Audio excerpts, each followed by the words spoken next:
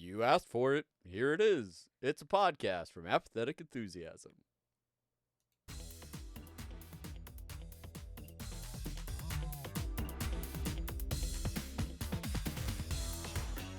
Coming to you live from Earthworld. We're lining up for moving Sidewalk Spectacular and then taking photos with the humans. Of course, if we're lucky, one of them might just be familiar with me, Brandon, Travis, you, and us, Interdimensional IRSS, the unofficial Rick and Morty podcast. Oh, it's amazing. Hello, everybody. Welcome. Welcome to what is sure to be a spectacular episode of Interdimensional IRSS, the unofficial Rick and Morty podcast. I'm Travis. I'm Brandon. Thank you so much for joining us today. I'm going to do as little talking as I can for this upcoming episode because I am in a hotel room in Albuquerque, New Mexico, the same Albuquerque that the Bugs Bunny and Daffy Duck refer to in their famous cartoons. Did you make a wrong turn at Albuquerque? I did. I was going to the Kentucky Derby, and somehow I ended up in Albuquerque. Albuquerque. Well, yeah, this is for you, the listeners, a commitment to you, Unity, to our devotion to making sure that this show comes out every week as we go through the 8th season of Rick and Morty. So I'm so thankful to Brandon for kicking his family out of the hotel room and taking some time so that we can record this podcast. But before we do any of that, let's get to a little bit of housekeeping. Obviously, if you are new here, you want to keep in contact with the show, get in touch with us. You can find us on X at Rick and Morty Pod. We're on Facebook, facebook.com/Rick and Morty Podcast. On Instagram, Rick and Morty Podcast. And you can send us emails at rickandmortypodcast@gmail.com. Also, occasionally appearing on Blue Sky, rickandmortypod.bsky.social. If you want to see the decor of Brandon's hotel room, not advised. You won't know exactly where he is. But you can find video versions of this podcast over on youtube.com/apathetic enthusiasm. We are engaged on the Reddits, on the subreddits, rickandmorty.reddit.com, and our own subreddit, rickandmortypodcast.reddit.com. I think we have a website, rickandmortypod.com. Finally, big thanks to all the patrons over at patreon.com/apathetic enthusiasm, supporting not only this podcast, but all of our podcast endeavors. Huge thank you to you. Brandon, how is vacation treating you, I guess? Vacation's treating me pretty good. As I'm sitting here, I'm thinking, maybe I should turn the AC off. Because it's not coming through. It's not bothering me on this end. Okay, as long as that's the case, I'm kind of leaning forward. Audio listeners have like a low hum in the back of their. You can do processing on it or something. I'm sure you're fine. I'm going fucking crazy. That's what they're all saying.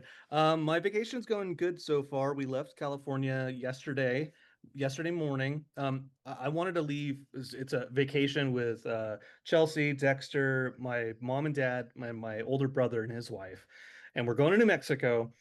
We wanted to leave at California at like 8 o'clock sharp, and then it was like one of the rare times that I was on time where I'm like, okay, ready to go. I'm ready to hit the road.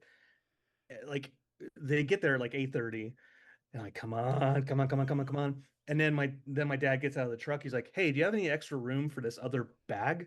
And I'm like, I don't. And he's like, well, let's see if we can make some room. And then we spent another 15-20 minutes doing that. I'm like, come on. I just want to go. So we made it to Flagstaff last night. Got in Flagstaff, and I was like, okay, cool. I'm gonna be able to watch this new episode from Flagstaff in the hotel room. And it turns out Flagstaff was taking the Eastern time. So once we were done with dinner, it was like, oh, the episode's over.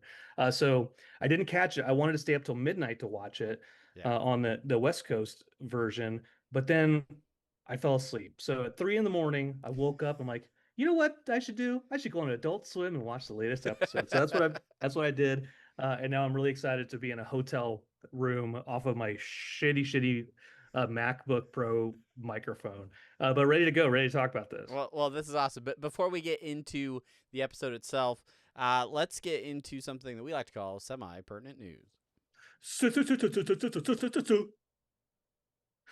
Semi-pertinent news. Semi for this. That's the hotel version that you get. All right. Yeah, sorry for banging on the hotel desk. I'm like, that'll probably come through pretty Oh, strongly. yeah, we gotta remember about other guests at the hotel. All right. Well, semi pertinent, not really Rick and Morty related, but definitely related to Adult Swim. This is a show that near and dear to me. I watched a whole lot of Robot Chicken growing up, and it was crazy when I saw this press release that Robot Chicken is celebrating its 20th anniversary this year. I'm like, Wow. that is amazing. I guess I didn't really watch it growing up. I watched it like in my 20s Right. because I'm 40 now. But yeah, so Robot Chicken, the self discovery special, is coming out very soon, next month, July 20th at 11:30 p.m. Eastern and Pacific. And this is a new Robot Chicken episode. Adult Swim's long-running stop-motion comedy series returns with a brand new special that takes aim at iconic reality shows and personalities from across Warner Brothers Discovery networks. The self-discovery special premieres Sunday, July 20th at 11:30 p.m. on Adult Swim and will be available to stream the next day on Max. If you've seen this trailer, I don't know if anybody's seen this trailer. I think they showed it on Adult Swim during the episode last night of Rick and Morty. Guy Fieri making a lot of appearances in in this episode, along with some other crazy characters. But I don't know, Robot Chicken. I don't know. How do you feel about Robot Chicken? You a fan? Are you here for it? Similar to you, I think Robot Chicken was a show that I'm like, oh, this is cool. Like stop motion animation, like and it's like it's that Family Guy humor kind of going on. I was a huge fan of it. Um, and then kind of like the same thing with Family Guy. I just kind of was like, okay, I'm kind of, I've I'm kind of I've over it I, now. I, I get what this show is now. I've seen enough. Yeah. Yeah. And to be fair to Family Guy, every once in a while I see a newer episode that I'd never seen before. I'm like, oh, okay, that was funny. Not all the time. not, Sure. not all Sure. not all the time. Uh, That's probably the same thing with Robot Chicken to be honest with you. I think I don't know. Maybe it's because we went to that Simpsons panel last year at Comic Con, and Seth Green came out and was talking with like the creators because of that Treehouse of Horrors episode that Yeah. they helped animate for. It just kind of got me thinking about the show again after not thinking about it for a long time. So then when I saw this trailer, I was like, I bet coming back after, I think it's been a while since they put out any new Robot Chicken Yeah. stuff. Curious to see what they come up with. But if you're a huge Robot Chicken fan, you can check that out on July 20th. If you want to know little secret about my last night, Travis, part of the reason I fell asleep instead of staying up to watch Rick and Morty was the Robot Chicken Star Wars version was on, and it was like bunk, dunk, bunk, bunk, bunk, bunk. I'm like, okay, yeah, guess I'm gonna sleep. Guess I'll just sleep instead of sitting through this. Um, I was all tired. right. Well, I had two old fashions. You know, what do you you were want from me? road tripping. You were drinking and Yeah. driving and then drinking. Yeah. Don't Mm-hmm, don't come mm-hmm. don't come for us. All right. And anything else in semi pertinent news you wanna speak to? No, no. We would normally do Reddit short outs, Reddit post of the week. But unfortunately, I've been so busy driving and hanging out with family that I have not really had a chance to do that. But We'll um, we'll do a Reddit post of the week, honorable mention over in listener suggestions and short outs because I okay, got some stuff to discuss over there. okay, But awesome. before we break away, we can't skip the Dan Harmon social media minute. Doot That's doot right. doot doot doot. Dan Harmon. This is a post that he posted 2 days ago on his Instagram. This is the Law and Order District Attorney Adam Schiff weighing in on your Taco Bell order. Um, let's see if I can get the audio. Make the deal. Okay, here we go. Watch again.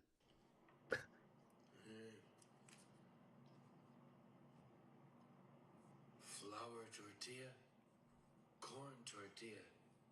Doesn't make a goddamn bit of difference. It's still a gordita. Make the deal. All right, there you have it. Dan Harmon social media minute. I don't know if that came across on audio. Flour tortilla, corn tortilla doesn't make It a difference. it did not come across. I think the way because Okay. I saw him post that, and I'd been meaning to watch it, and I just never did because I was on a road trip. I don't know if we talked about that at all in this episode yet. You a road trip? Anyway, Yeah. Dan Harmon. He's at Dan Harmon on Instagram. Maybe this bit's gonna die soon. Anyway, that's it for semi-pertinent news. If you have a semi-pertinent news story that you think we should discuss on an upcoming episode, share it at all the social media links. You know what they are. When Yeah. we come back, we will be talking about the 6th episode, already over halfway through season 8. So stick around, and we will be right back.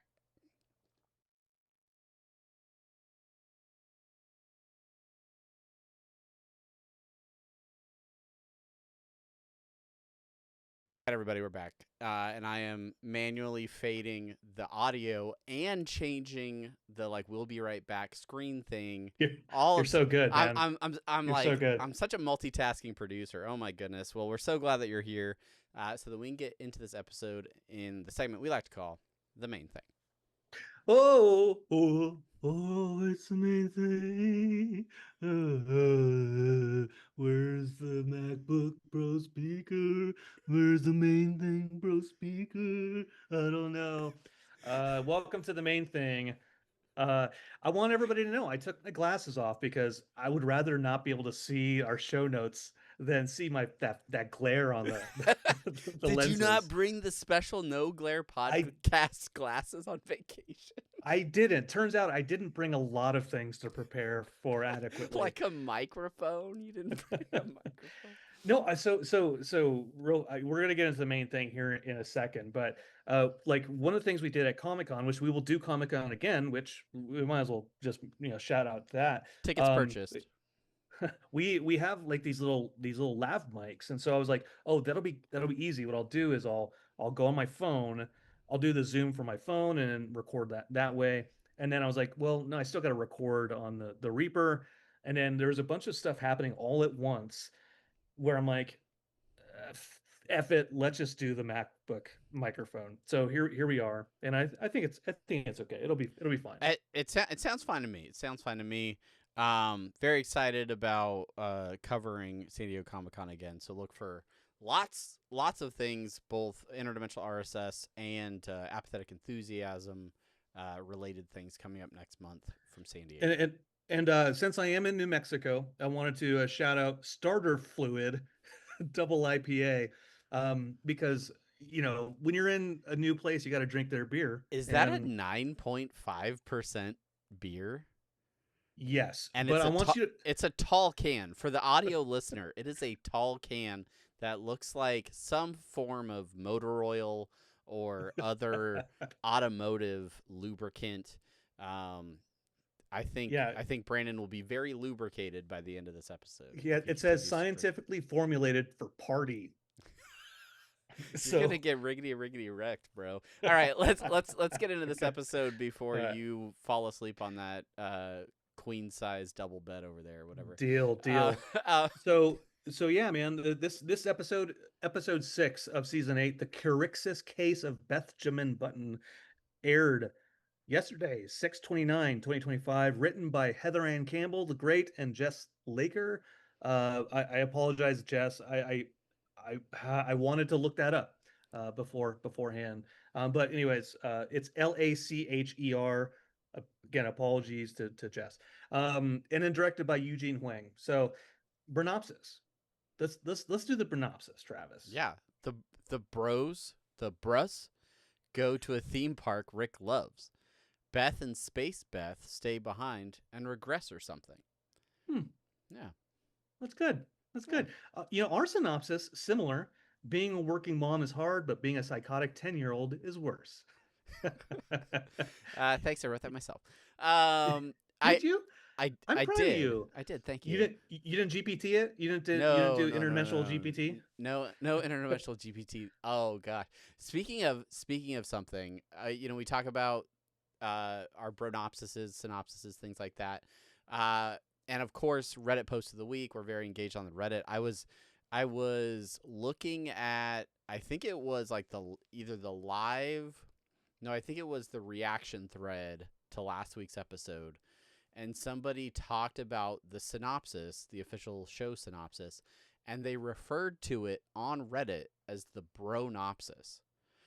And I was like, did we coin a phrase? Because I think we did. I don't think anybody was calling it a Bronopsis before this podcast. So if you're out there speaking our language, big ups to you. But anyway, I think we did, and I think that's not just because of the Reddit, that the Bronopsis is put in there every week, but also because do you title it as a Bronopsis in the sure okay. do. All right. Cheers. That's amazing. Cheers to us. We're creating culture. We're creating culture right here. Anyway, yeah, this episode, obviously title reference to The Curious Case of Benjamin Button, a film starring, what's that dude's name? Brad Pitt, directed by Brad Pitt.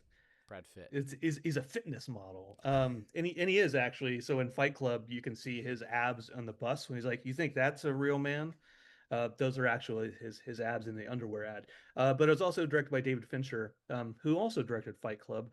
And then, Curious Case of Benjamin Button was it was like I don't know if it was a full novel, but it was a 1922 story by, I think, Scott Fitzgerald. So I knew about the story before I even knew about the movie, and I was like, "Ooh, I'm excited to hear about this or watch it." Obviously a story about a person that is born as an old person and ages in reverse. Fitting for this episode in which an older Beth then turns herself into a child. So yeah, I mean, a couple of themes like throughout this episode. One that really stands out to me and honestly maybe made it difficult for me to sleep last night was like Beth's tragic childhood, right? Like this is an A plot, B plot episode, like very traditional in the sense that we have an off-world adventure with the rest of the family while the Beths, plural, are dealing with some stuff, right? Like they're holding their family together. We have that cold open with like the Cheers theme, kind of paralleling their two lives, as different as they are, still sort of experiencing the same frustrations. And so they decide to, de-age themselves. And then we discover this Beth's had a hard time as a kid. I don't know. What were your initial sort of impressions seeing Beth as a child? She's psychopath. She's crazy.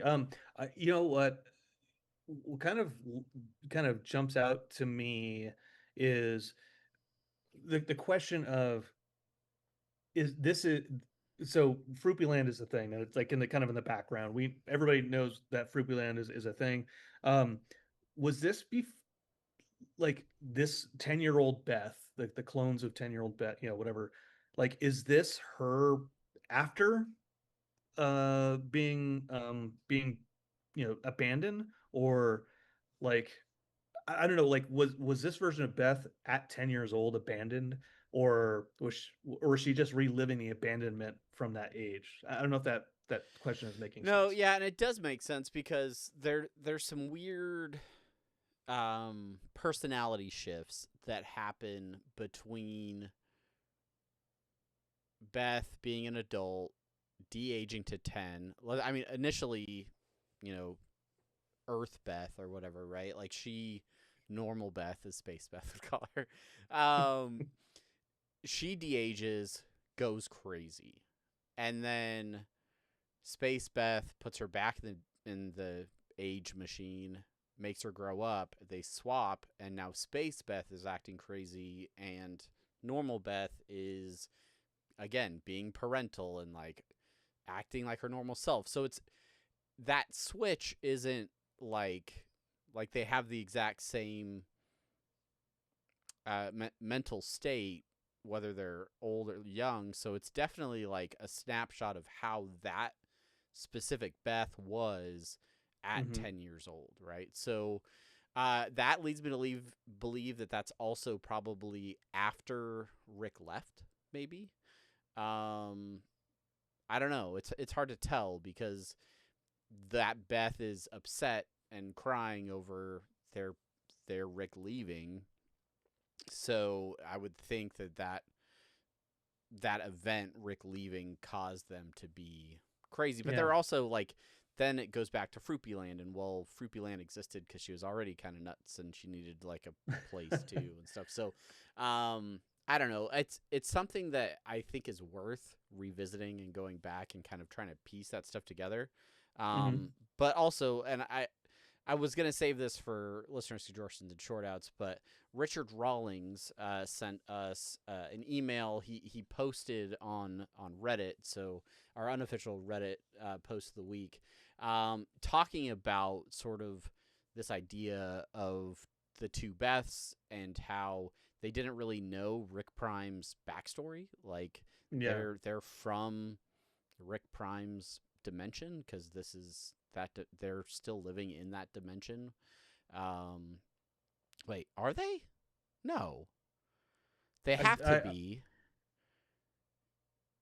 No, no, because uh no, wait, because no, because Rick Prime's dimension is Cronenberg world. Cronenberg world. That's Yeah. Morty's dimension, but that's not this Beth's dimension Right. because this Beth, Rick Prime's Beth got Cronenberg Yeah, somebody needs to give or us an didn't get infographic. Cronenberg, but lived. Yeah, we need an infographic, Yeah. but yeah, they go on to talk about Beth not knowing Rick Prime's backstory, and then curious how the Ricks made Fruipyland, and then kind of talks about how, like we were just saying, the continuity and the flipping between dimensions, it confuses the canon and the storyline, and you have an episode like Fruipyland and then an episode like this, and it creates those, challenging things Yeah. to logic out, which I go back to. It's a 22-minute comedic animated show, and maybe we just don't think about it that hard. But Yeah. I understand for the fans that like to put it all together. Well, I think so I think to the point is it's not necessarily they're not they're not saying Rawling is not necessarily saying that they are from Rick Prime's world.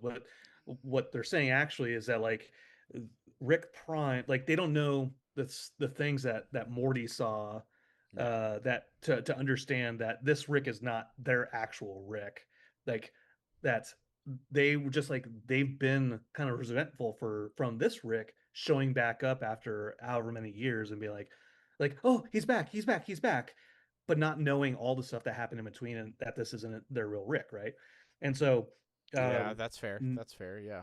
so now they're like, when he says to them at the end, like, "You're not my Beth died," right? That is like kind of like the first time that they've heard that, and then they're like, "Well, somebody abandoned us." Yeah. Yeah. So Which I who think so is who is that? You know? the I that entire scene with 390-year-old Rick or whatever he is and the two Beths, like, leave it to Rick and Morty to use something as absurd as that, as like an old decaying Rick that's like literally like crying and crapping himself, and I'm proud of you for kicking my ass. yeah, and then like two 10-year-old versions of a main character, and using that scenario to heal generational trauma within the Smith family, right? Like, or like so,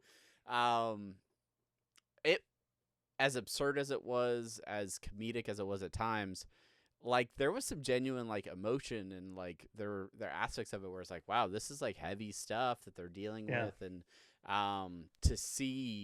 to use this episode as a way to really, I mean, as it's a stupid episode in so many ways, but like it does a great job of pushing these character stories forward, building those connections, and like really like the whole question of, you know, which Beth is the real Beth and which one's the clone and all this stuff. Like Rick saying, "You're my daughters," like to Rick, like they are the same. They're both his daughter, Yeah. and for them to kind of like heal in that situation, Um, it's kind of di- awesome. Yeah. you know, in the whole clone saga of the Beths, um, the previous episodes, he never like addresses the fact like which is the clone and which one isn't, right? It just kind of like you're my daughters, right? He never really knew. Like I think he hid it from himself. Yeah. So And yeah. so that's kind of where I want to go with that, right? Is he is essentially answering that question for both of them because they're both kind of like, you're the clone. You're the clone. Maybe I'm the clone. Maybe I'm the clone, right? And so like those characters have always had that kind of question negging at them in the back of their heads. Yeah. But in the end, it doesn't really matter which one's the clone because neither of them is the real Beth. Yeah. Yeah. I mean, that's a good point. Yeah. And I think I don't know.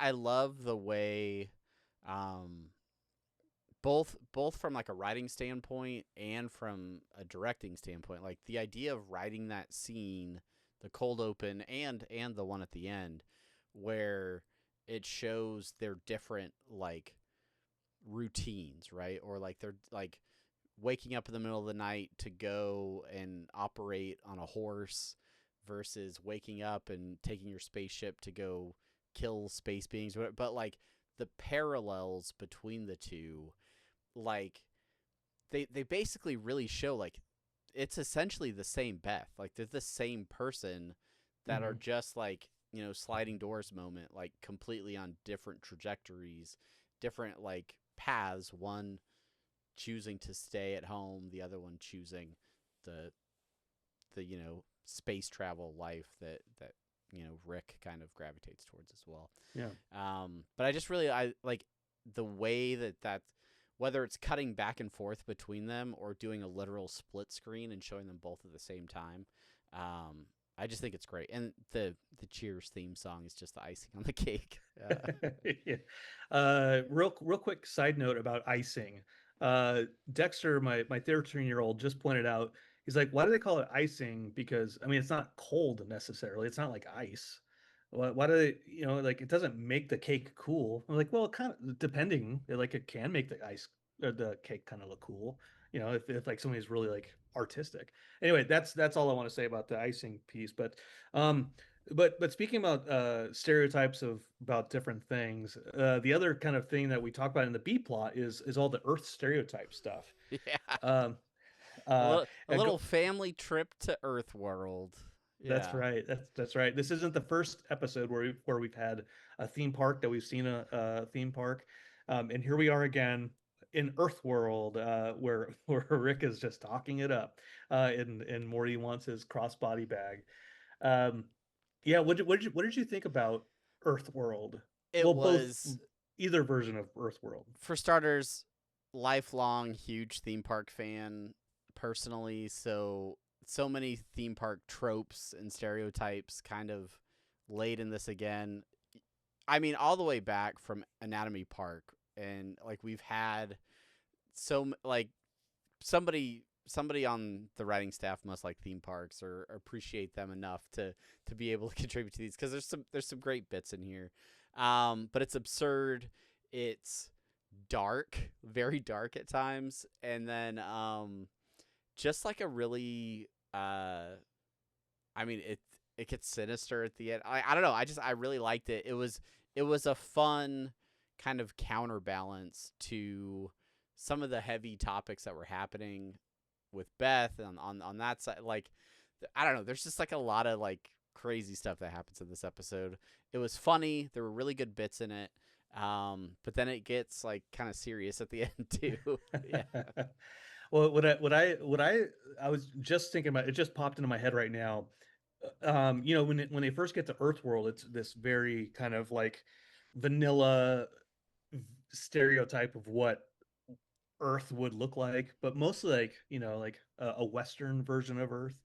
Um, and what I was thinking is like, think about this, Travis.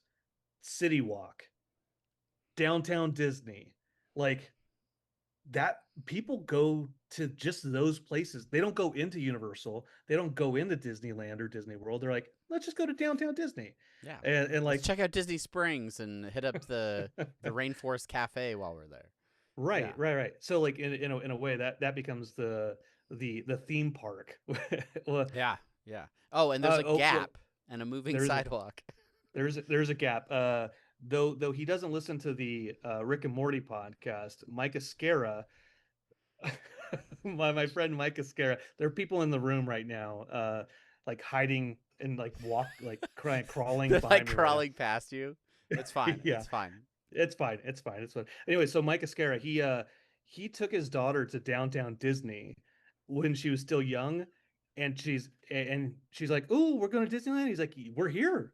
We're already here at Disneyland." And then like a couple years later, when she's old enough, she's like, "Dad, no, that's not Disneyland. You're a do, jerk." do you want to go to the Oakley store? Do you want to check out the Sunglass Hut? There's a Lego store there, honey. It's so fun. Yeah. Anyway. I think because I took a lot of notes in this episode. They're extensive. But I think the best way to really kind of talk through the Earth World segment and as well as some of the moments from the Beth plot is just to go through our favorite bits. Already talked about how much I love the Cheers cold open with the cuts back and forth. And then when they both land and the family comes out from the garage, there's like 8 things that happen that are like my favorite bit, like on their own. And I feel like I'm just going to quote every line from this episode. Morty obsessing about his crossbody bag. Rick, like, Do you have a crossbody bag? I don't. My kids do. I, Both of my daughters have them. Summer jokes that it's just a fanny pack but higher up. It is. It really. And it really is. And I think about that as I'm like at like the NoFX concert with a crossbody bag. I'm like, no, it's not a fanny pack, so I'm still cool. Yeah, it's a style. Jerry says something about making him a sandwich because theme park foods give him interesting stools. Like that was the thing.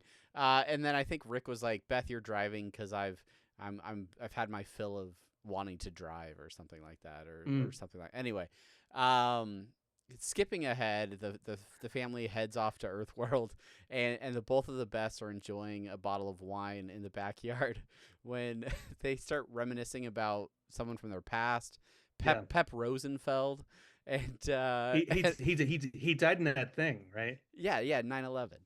Oh yeah. That line is terrible and amazing and everything. Yeah, never forget 9/11. Anyway. never forget. We drove past a 9/11 memorial in Winslow, Arizona. Oh, I stood on a corner there once. Really? Yeah. Was there a flatbed Ford? Yeah, such a fine sight to see. Anyway, once Beth ages down, her immediate reaction saying, "I can see everything. My mouth tastes so clean. My knuckles work, no pain."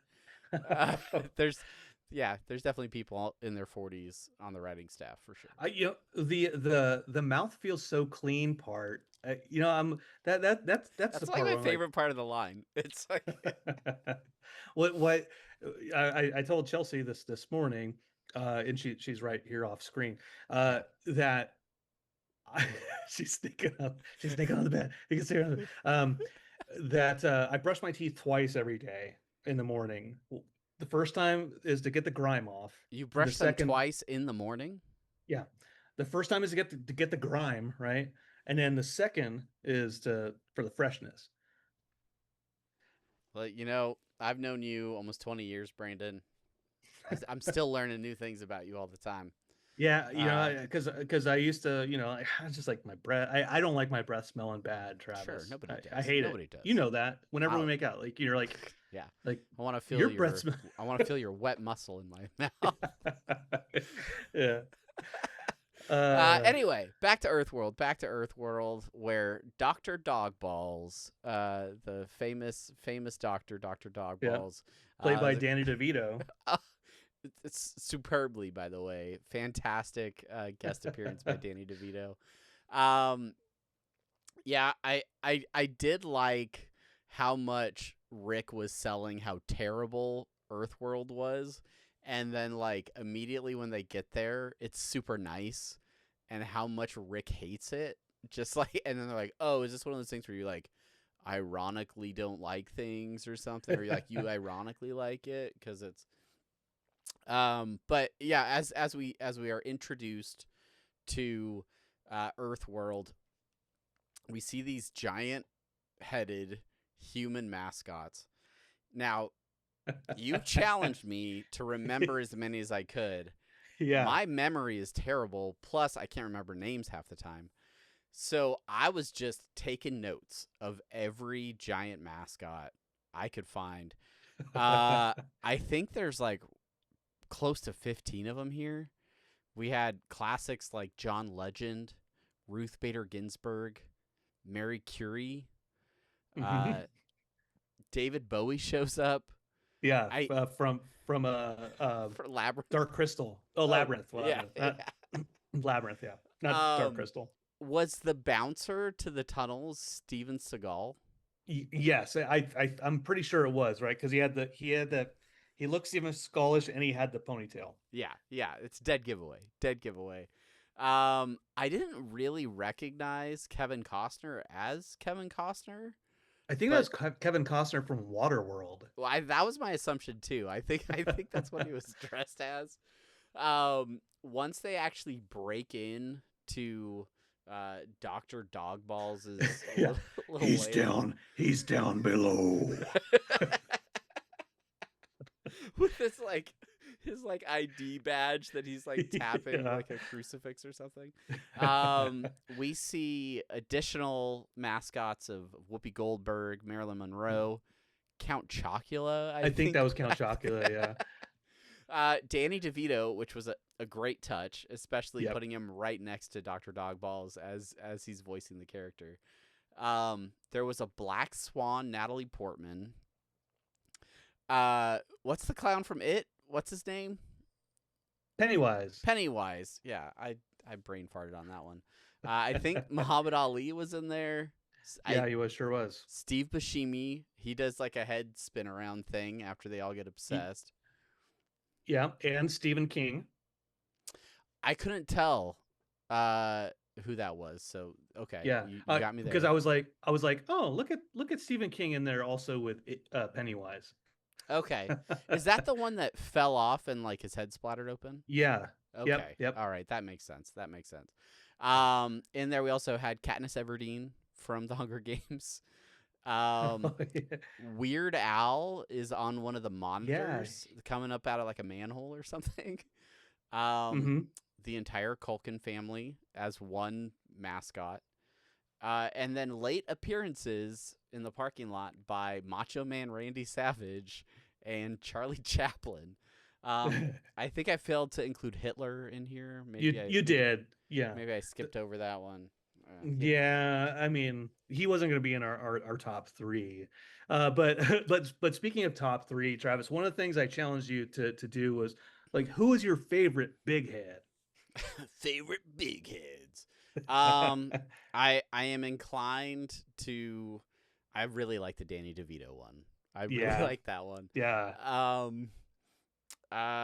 Geez, probably. I have to agree with the Danny DeVito one. Yeah. Just because it was just just a wonderful way to like get Danny DeVito in there, but also have his character killed by him. Yeah, no, it's terrific. Love I Count Chocula, I think is a good one. And then maybe Macho Man. Yeah, yeah, I did like the Macho Man showing up randomly. I liked the Muhammad Ali just doing the boxing and killing people just by punching them. Like all the other big heads are like eating people, but Muhammad Ali is just punching them to death. yeah. Uh, like if you ever watched Jason Takes Manhattan, Friday the 13th Part 7, Oh, I think I Jason missed takes that one. I think I Jason missed that Jason one. Takes Manhattan. There's a scene towards the end of it where there's this guy that Jason is like stalking this guy on this roof, and this guy is a boxer, and he's just like boxing Jason. He's like punching him in the face, bah, bah, just keeps punching him till eventually he just gets so tired, and then Jason like just punches his head off. Anyways, great. That's Muhammad Ali. Yeah, that's Muhammad Ali. Did do you have a favorite, or are you kind of Yeah, no, on this? yeah, Yeah. no. Unfortunately, Travis, I don't have anyone's different from you, really. I Okay. I do love Stephen King, but Sure. um, the Black Swan Natalie Portman one was like, wait, what is that's that random reference? Yeah, yeah. I would love to see kind of like the decision tree, or like did they just write a bunch of like options on a whiteboard, or and then be like, yeah, let's everybody just write a weird character on the board, and then We we'll want Natalie Portman on there, but do we want Amidala? Do we want the professional? Do, do yeah, yeah. Black Swan? Yeah. Yeah, what exactly, what vibe are we going for? Yeah, I think John Legend was selected because his name sounds important. That's Um, right. moving on. Pretty sure this was just like a little thing I noticed, and I had a hard time because the girl that Morty meets at Earthworld, I couldn't tell if she was supposed to be an employee or if she was just like there as like a tourist, like an Earth tourist. But Yeah, I thought yeah, she was just a tourist, like going to the theme park to see what it was about. yeah, like she's like into Earth people. Maybe she's Yeah, into humans, right? Which ends up it's her being the case. kink. Yeah, yeah, yeah. Yeah. But as she's meeting Morty for the first time, there's another alien just off to the side of the screen that's like Four eyes. trying on sunglasses on his four eyes, and then like just kind of looks to the side and whistles and kind of walks off like he's just gonna steal these sunglasses. I don't know. It's a weird bit, but like I noticed it the second time I watched it. I thought that was funny. Yeah, we mentioned that 10-year-old Beth is a psychopath. That's definitely She really is. like I I don't know if you have disturbingly so. I don't know how much you have in here about Gene, but like it's just that they were like stalking him, and that like look at him holding marshmallows over us. Well, I do really like marshmallows. Like Um, cut him. Let's cut him. Where? Anywhere. just start slashing. Um, yeah, like my my notes in here as watching the episode. It's interesting to me how each time there's one adult Beth and one kid Beth, the adult Beth talks to the other Beth in like common parenting tones. Where Yeah. she's like, "All right, you only have 2 more minutes," and like all this, like it's so funny how they both do it to each other. But then There. Oh, go ahead. I no, no, have a point about that. That's the thing. yeah, no, go for it. Oh, when Earthbeth is like going through like the tunnels, Yeah, there's and then Space Beth, kid Space Beth is like leading her through like, oh, too slow, and like getting up, right?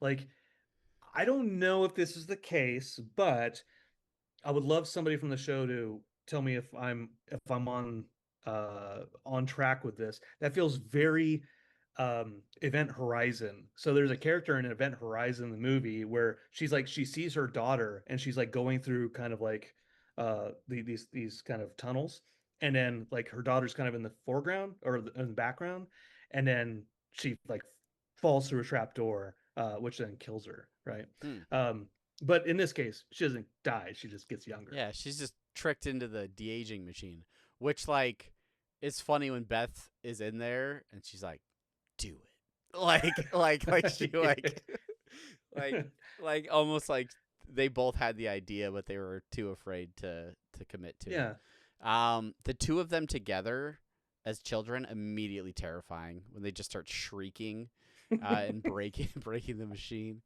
That's Oh, oh yeah. Oh, I can't wait for Dexter to watch that part. but yeah, like you talk about Gene, right? When they go to Mhm. start like hunting him, like Gene's pretty good at reading the situation. Like I feel it's almost like he's lived next to the Smiths for a long time, right? He's like, Based off your makeshift harpoon. yeah, yeah. Why don't we like even though that's not technically accurate, I'm gonna allow it or whatever. But yeah, Gene getting the short end of the stick here, but yeah, he's loses his hand, skin under the oven. He has to do his affirmations to make sure that he has the will to live. Yeah, the 10-second 911 countdown. Yeah, why Like does I get Siri need a countdown? I guess I didn't realize that 911 shouldn't have a voicemail. That was good too. That was good too. Yeah. Bouncing back over to Earth World or Earth World. It's kind of redundant, isn't it, as a name? I'm just realizing it. Morty on his date with his new theme park friend. Her asking him to say grocery list in that stink body accent. Just like the random terms that she asks him to say later on. He says labradoodle, coconut milk, and big league chew. Yeah. Yeah, I don't know. Was Schraub in the writer's room? Was he just like coming up with random ideas for stuff? I love the part where she's like, say something racist. um Italians make pizza good. Come on, you guys practically invented it. Uh, Positive racism is a thing too. it's true. I'm just saying it. We're like, It's true. Asians It are is. smart. Yeah. Like Okay. Anyway, that's not moving on. that's Moving not on. insulting. No, Moving on. Let's talk about the old delights. When old Dr. Dogballs takes them into the long forgotten portion of the park. There's attractions such as Who's Stalking You, Falling Nightmare, Pain 4D, Blood Alcohol Simulator, Hitler's That's right. Mind is just a ride. And then there's like a workplace outbreak. I think there was also a concession stand titled "Just Snakes." So Ow! I stepped on a rusted nail. yeah, so that was kind of crazy. Rick Nothing is grounded there. no, all live wires. When they're on that attraction, and Rick is like over it because he gets the 911 call for Gene. It looks like he just stops the train with his bare hand. Did you notice that?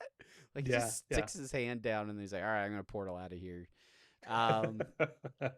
Yeah, and then does rapid and immediate damage control for Gene.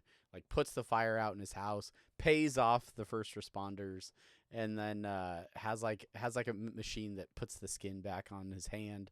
Like just like in one fell swoop, just goes and kind of repairs most of the issues, and then he has to go and find his insane Beth daughters who are now trying to kill each other, which was an interesting sequence as well. Yeah, I know that's a reference, them with their little masks, and I don't know what the reference is. I'm like, is that like a Lord of the Flies type thing or something? I don't know if that's, I don't know. Yeah, I'm not. Somebody I'm leave not us sure. a message, send us an email, put a comment on the video. Yeah. Let us know if you know what that is referencing with their masks when they're fighting each Yeah. other. It feels what I want to say, and I don't think this is accurate, but there's a couple movies with uh like child twins that they're evil and they like do weird things, but I don't know what it is. So Yeah. anyway, It's a little on the nose, but they um they did have that weird teddy bear that had like internal organs. yeah. Like what? No explanation, but that was No. a thing. That was weird. I wanted to mention real quick, going back to the Rick and the in the underworld of Earth World. where he gets really sick of. He's like, actually, this isn't cool at all, right? And kind of echoing when he first gets in there, and they're making fun of him, like, did you just like bad stuff to because you're being ironic? And then he gets to where it's all bad stuff, and he's like, huh, I guess this isn't that cool. Like that shift is interesting to me, and I'm not really sure what maybe it's like Sharknado, right? Where you're like, guys, Sharknado is so bad. Check this out. Check this out. And then you have somebody watch Sharknado, and it just really is bad. It's not good in a bad way. It's bad in Yeah. a bad way. Yeah. I could see that. I could see that. It is interesting how he kind of makes that switch. Also, I mean, and maybe this is reaching too far, but like there's an element of this show that is about the emotional maturity of characters like Beth and Rick, right? And maybe some of the stuff that Rick was really into before he was living with the Smith family and, you know, restoring these relationships. Like maybe that crap he doesn't like as much anymore. Like, because he is coming at it from a new perspective, and he's Yeah, appreciating it differently. So yeah, I I don't think know. that's a good Maybe point. could be those things. Yeah, and then Dog Balls creating his own theme park disaster, just like the movies, because any good theme park has to die in some sort of chaotic disaster as well. Yeah. So And he points out, we've talked about it when we've talked about Jurassic Park before. Uh, the fact that he mentions Westworld and Jurassic Park in the same sentence, both written by Michael Crichton, yeah, that's always important to me because Westworld came out before Jurassic Park came out. The original story, the original made for TV story, whatever, yeah, before Jurassic Park was ever a thing. So yeah, I always like that little bit of trivia. yeah. I also like how he uh very accurately describes the experience of writing Pirates of the Caribbean right up until the end. Right up until that last comment, and then it kind of skews off a little bit. But yeah, I don't know. That was pretty awesome. Obviously, then there's carnage everywhere. The giant-headed mascots are go on a rampage. We didn't really talk about the device that made all of Oh our main yeah. characters' heads gigantic. Um, yeah, it's asking Summer if she likes to break the rules, and she immediately Oh, asks. they're real. They're real. I thought they were just mascots. Yeah. Asking Summer if she wants to break the rules, and then she's like, "Oh, did you bring Molly?" And then he like blows up her head, and then later, oh, of course Yeah. I brought Molly. But The little like side comment from Jerry when he's peeing in the bushes. He's like, "It's not my fault. You turned me into a trash can. yeah, You yeah, messed up my urethra when you turned me into a trash can." Uh, uh, the solid episode. Solid episode. when we talk about 360-year-old Rick. Yeah, like I love those little moments with that Rick where he's laughing. He's saying they're so proud, and then like they hug him too tight, and one of them breaks his arm. He's like, "You broke my arm, you little bitches!" And then they all like that part cracks me up that he calls them little bitches in that moment. And then they're all laughing. He's like, I'm shitting myself. And then they're laughing more. He's like, no, I'm serious. Stop making me laugh. I can't stop. It's just such a great little scene. The question when they ask, do most kids like to stab this much? I mean, you don't know. You don't know You know, unless you ask. you don't know. Um, I like this next one. Yeah. Jerry's comment on the car flying out of there, more like Earth World. Am I right? Am I right? Like what? No, because it was Earth Park before, right? Did you notice the license plate on the car as it was driving away? I feel like I saw it, but I didn't make a note of it. It says JP3SUX. JP3 sucks.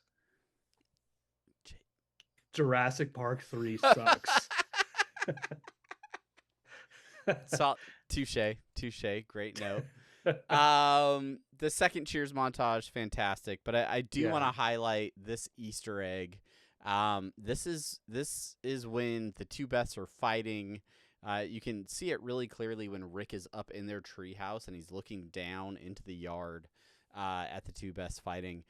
There's still very clearly outlines in the backyard of the graves where they buried where they buried themselves from that dimension in the backyard.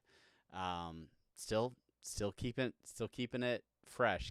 Keeping making sure that we don't forget that the bodies are buried in the backyard, so to speak. All right. Well, so those are kind of our favorite parts. Travis, best and worst parts. What do you have? Just for me, the end of the Cheers montage at the end, all the healing, the restoration, they're sitting together in the treehouse. It's a beautiful moment where Rick sits down with the two Beths.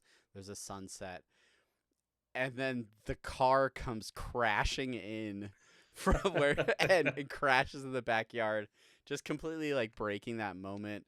And Rick or Jerry comes rolling out like, I My can't see eyes. anything. Space burned my eyes or whatever. Like, Space for my um, eyes. it just that, that got the biggest laugh out of me. Probably just because it was so unexpected in the moment and caught me off guard. And I just thought it was hilarious. Yeah, I loved it. I'm a sucker for envelopes, story envelopes for movies and stuff like that. That they close out with a resolution, a mirror of the conflict that starts an episode or a film. So yeah, like the Cheers montage at the start, they're both unhappy, doing their trudging through their lives. They don't know why they're unhappy, and they ask themselves early on, like, have we ever been happy? And then by the end of it, the second montage, they enjoy the things that they're doing. Yeah, They truly yeah, do. yeah. And I love seeing that. So I want to ask you on that, like, what what about this episode got them to the point where, you know, yeah, the monotony of our daily lives, this is what we want. Yeah, I don't know. I think a lot of life and a lot of your day to day is really about perspective. Like this is getting kind of deep, but like um I'm in kind of a leadership role at work, and I have a lot of people that I work with that they get frustrated, they get upset about, the day to day of their jobs, and a lot of the time it just takes that conversation of like reminding you of your purpose or what you're doing, or the impact that you're making. And I think this episode does a lot for Beth, plural, to kind of appreciate who they are as people, and like what what makes them important, and like that kind of healed relationship with their dad kind of helps kind of give that renewed sense of self and self-worth, I guess, which I think then allows you to carry out the exact same tasks, but with like a kind of a renewed sense of motivation and appreciation. I Yeah. think. Yeah. Yeah. I like earlier on as they're talking, having like that picnic on the blanket. They're like, it's not because of Jerry. Yeah. Yeah. So Why are we so so miserable? It's not because why of Jerry. and I think I think about this as I'm on a family vacation, right? Like they're and as my kids over there on that other bed, slightly off screen. Huh? He's not paying attention. He's got headphones on. But like, when you think about it, like a lot of the things that we react to, the things that like holdups or all that type of stuff, it's cliche as all shit, but I mean, realistically, like we are products of our family and the situations that we've had when we were kids. And so like sometimes we hold on to some of those aspects until we can heal from them, and move forward. So um I dig that about this episode. And although maybe I don't relate necessarily to the Beth's issue, right? Yeah. I can Yeah. still Yeah. I, I can still empathize with it. Yeah, no. Yeah, great. I think that's a great way to sum it up.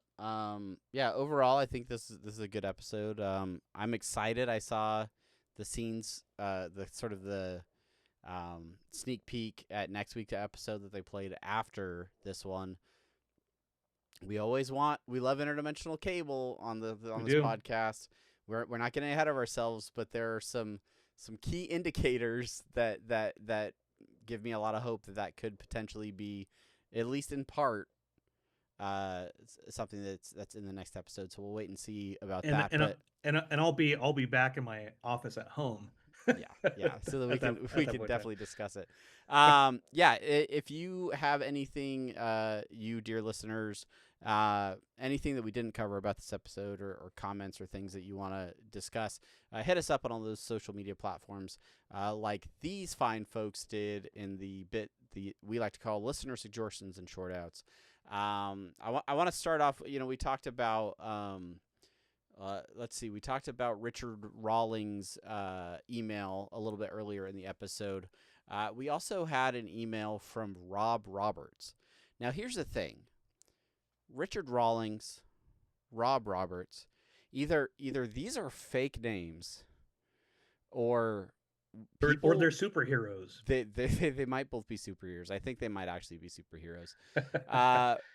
Rob Roberts, his email is literally subject title, "Bruh, give me a short out." um, uh, saying that they love the podcast, but talking about season 8, episode 5, the cryo episode.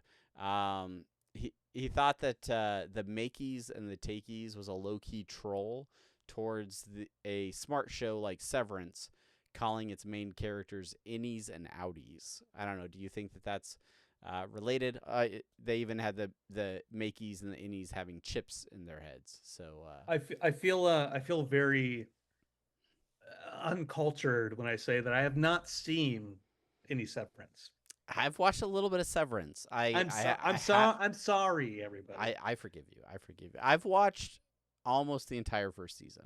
Not because it's a bad show. I just get really distracted, and it's one of those shows that I'm watching alone. Like I'm not, like my family's not watching it with me. Sure. So then it's like a show that I have to pick up in bits and pieces as I go. But cheers, 100 years to you, Rob. Thank you so much for the email. And then I want to close out here with our good friend Scary Terry Folds, who not only writes to us but leaves us voice clips after episodes of the podcast and after episodes of Rick and Morty. Going back to episode 5, he was talking about his thoughts on how much that cryo episode reminded him of the movie Mickey 17. Have you watched Mickey 17 yet? I have not. It's on Max though. It is. I watched half of it on an airplane recently. But it's sort of like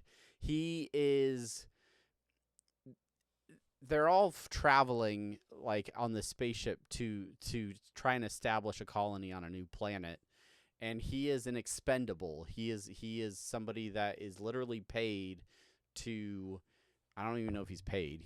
He's kept alive, right? To be able to die and regenerate. And so they use him as basically like a human lab rat, that there's no risk of him, dying, because then they can just print out a new copy with all of the same memories and carry on. But that idea of sort of the Makeys being like a different class of citizens from the rich people that are trying to establish this new colony, it was very, very sort of similar to Mickey 17 in that way.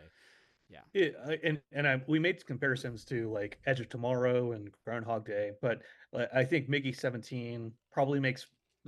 I don't know if that's what they're referencing, but that makes more sense as far as, because Edge of Tomorrow, those things always start at the same time over and over again, whereas that, we talked about it. He also thought that the penny song, "Shiny pennies, little pennies," was very Primus-esque. So yeah, it's kind of like old school, like Primus songs. So Winona and her big brown beaver. Wish it'd have a pair. I love that song. Which that video, go to YouTube, Primus, Winona's Big Brown Beaver. It's a fever dream, and I'm here for it. Yeah, no, he loved episode 6. He loved Danny DeVito in the episode, and he thought it was really cool that healed Rick and Beth's trauma. And as we all know about trauma, it's not healed instantly. You still gotta grow from it. But there is what not cataclysm, but there's that Catharsis. yes, catharsis. There you go. Yeah. Cataclysm. there's Cataclysm. that cataclysm from it. Yeah. I do have a short out from Blue Sky. Okay. From Nikki Chuck .bsky.social. Nikki Chuck, I got off to a slow start this season, but I am through the first 4 episodes. I'm loving the season so far. Need to rewatch them all before I can pick a favorite. Keep up the great work, guys. Thank you, Nikki. And there was also I do want to short out. I don't know if this was on YouTube or not, but there was a gentleman who was not super happy with the last couple episodes. And look, we like the show. We love the season so far. The last couple episodes of Rick and Morty or this podcast? Rick and Morty. Oh, No, okay. Rick and Morty. No, Right. no. Everyone loves this podcast. But critical thoughts about the show. I don't know where they are, but this is an equal opportunity show for short outs. It's Oh, not yeah, all for sure. positive, but yeah, like not everyone is going to like the every episode. Not everyone's going to like the show or the voices or the writing or directing or what night it comes on air, which is Sunday nights at 11:30 on Adult Swim. But like the fact that you were still watching it, that you're still wanting to take part in this, like you want something from it, like that's important. Yeah. Yeah. No, I agree. I agree. That's why I still do this with you, Travis. Like I don't, I think this show is bad, but I still love you, and I still Yeah. think that Yeah. this is something we should do. It's really just as a way to preserve our relationship. That's the only. It's the only It reason re- we do this podcast. It really is. Yeah. I hate you. Oh, wait. What? We're staying in the same hotel room, and I'm gonna despise it. We're gonna be like 2 little 10-year-old Beths just hunting each other. All right. Well, I guess this is as good a time as any to, because we are less than a month from San Diego Comic-Con, start pitching the fact that we will be there in less than a month. The season should not be over by the time we're there, or just ending just before. I'm not sure. But so that's coming up. Hopefully, I mean, nothing's been announced yet. We don't have announcements for Adult Swim activations or panels or anything like that, but hopefully we'll get news for that pretty soon. And of course, we will have as much coverage as possible for you, dear listeners. But yeah, that's gonna do it. We said we're gonna do a quick, short episode, and this has been one of the longest ones of the season. we're gonna let Brandon get back to his family, allow the rest of his family to speak out loud and not have to tiptoe around the hotel room anymore. So yeah, with that, unless you have any final thoughts, Brandon, we'll go ahead and wrap things up. I do have one more thought, Travis, and here's what my thought is going to be once I can find it. Yeah, so the season finale, you kind of mentioned it. The season finale is going to be on July 27th, 2025, so we will have just ended San Diego Comic-Con. I'll literally be in an airplane when it premieres. I just realized I will be. Yeah. I don't know if there's going to be any panels for it, but I think that'll be, or if there's even going to be like an Adult Swim on the green again or something like that. Yeah. But I haven't heard anything. But if there is, that'd be really awesome to like be there to be there for the season finale. Yeah, if they screen the finale for people in attendance at Comic-Con, I think that'd be huge. I think that'd be terrific. Great way to kind of, maybe they could have either some of the creators or voice actors there to again, 100% speculation. But the fact that it coincides with that weekend could be super fun. Yeah, for sure. But anyways, I think that's all I've got, Travis. Or Thank if you anybody for from Adult Swim just wants to like invite us to their hotel room at the Marriott, and we uh could watch it, and then we could talk to you guys yeah, about it. it's like we're Um, like the top floor of the Marriott, like we're all in yeah, like the jacuzzi pool, yeah. and like it's like it's like oh then the earthquake happens and we're like, oh, this is fun, but we're like watching the show. I don't know, I whatever don't you know. guys want Whatever to do. happens, whatever. Okay. All right. That's gonna be it for us. Thank you guys so much for watching, listening. Like, subscribe, do all the things. And until next time, I'm Travis. And I'm Brandon from a hotel room. All right. We'll see you guys later. Bye.